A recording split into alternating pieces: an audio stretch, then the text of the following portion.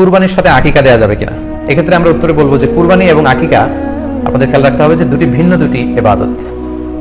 প্রথম কথা হচ্ছে ইবাদত ভিন্ন দুটি ইবাদত, কারণ কুরবানি এটা বছরের একটা নির্ধারিত সময়, জিলহজের 10 তারিখে এবং তারপরে আরো 2 দিন বা 3 দিন, এই সময়গুলোতে আপনি কুরবানি করতে পারবেন। তাহলে এটা হজের মৌসুমে জিলহজ মাসে করতে হয় কুরবানি। কিন্তু আকিকা কিন্তু এরকম না, আকিকাটা যে কোনো মাসে হতে পারে।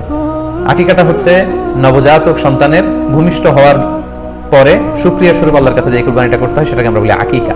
হাদিসে এসেছে আকিকা। তো সেটা হচ্ছে সন্তান কখন ভূমিষ্ঠ হলো সেটার উপর নির্ভর করে।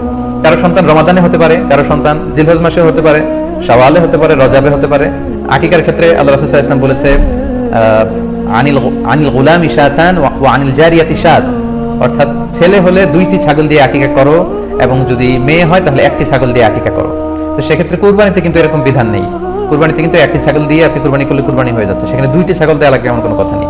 তো এভাবে আমরা বুঝতে পারতেছি, খুবই স্পষ্টত কমন সেন্স খাটালেও আমরা বুঝতে পারতেছি এবং আল্লাহ রাসূল সাল্লাল্লাহু আলাইহি ওয়াসাল্লামের ভাষ্যগুলো অনুসারে আমরা বুঝতে পারছি দুইটা 2 ধরনের ইবাদত।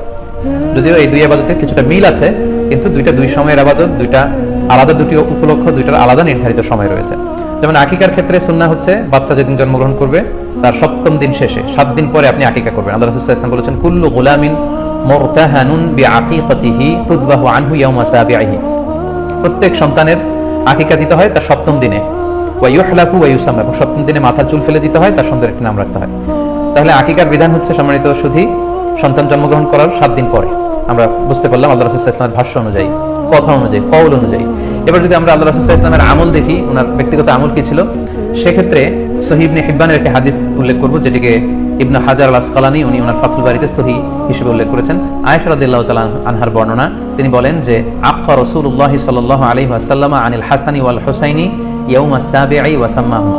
আল্লাহ রাসূল সাল্লাল্লাহু আলাইহি ওয়াসাল্লাম নিজে ওনার দৌহিত্র অর্থাৎ ওনার নাতি হাসান এবং হুসাইনের আকিকা নিজে করেছেন 7ম দিনে, এবং 7ম দিনে তাদের নাম রেখেছেন, একজনের নাম রেখেছেন হাসান আর একজনের নাম হুসাইন। হাসান রাদিয়াল্লাহু আগে জন্মগ্রহণ করেছিলেন, ওনার চেয়ে ছোট ছিল হোসেন, উনি পরে জন্মগ্রহণ করেছেন।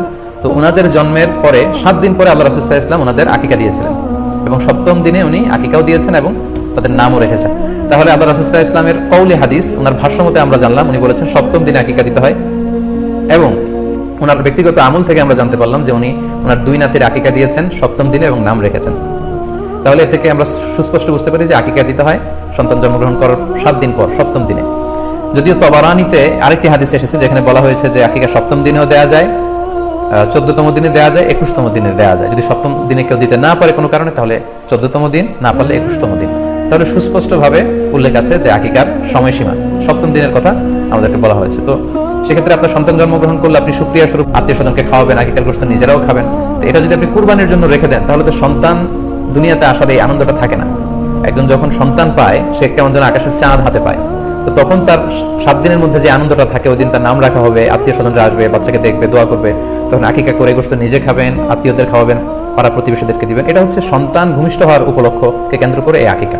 সো এটাকে কুরবানির সাথে মিক্স আপ করার কোনো প্রয়োজন নেই, এবং এক্ষেত্রে সুস্পষ্ট গাইডলাইন হচ্ছে যে 7ম দিনে আকিকাটা দিতে হয়। সো আমরা যেন 7ম দিনে আকিকাটা দেই। তবে হ্যাঁ, এখন প্রশ্ন হচ্ছে 7ম দিনে কেউ দিতে পারেননি, 14তম দিনেও দিতে পারেননি, 21তম দিনেও দিতে পারেননি, হাতে টাকা ছিল না, সামহাও কোনো কারণে মিস করেছেন, তখন আপনি যখন সুযোগ হয় তখন করে দেন। ওই প্রেক্ষাপটে আপনি যদি কুরবানির সময়ও আকিকা দিয়ে দিতে চান, এটা আদায় হয়ে যাবে ইনশাআল্লাহ, আশা করা যায় আদায় হয়ে যাবে, এবং এটা জায়েজ আছে। তবে এটা সুন্নাহ নয়। সুন্নাহ হচ্ছে 7ম দিনে আকিকা দেওয়া। পাশাপাশি গরু দিয়ে, মহিষ দিয়ে, উট দিয়ে আকিকা দেওয়াও কিন্তু সুন্নাহ নয়। আকিকা দেওয়া সুন্নাহ হচ্ছে ছাগল দিয়ে। সুন্নাহ সম্মত হচ্ছে আকিকা 7ম দিনে দেয়া এবং ছাগল দিয়ে দেয়া। ছেলের ক্ষেত্রে 2টি ছাগল, মেয়ের ক্ষেত্রে 1টি ছাগল।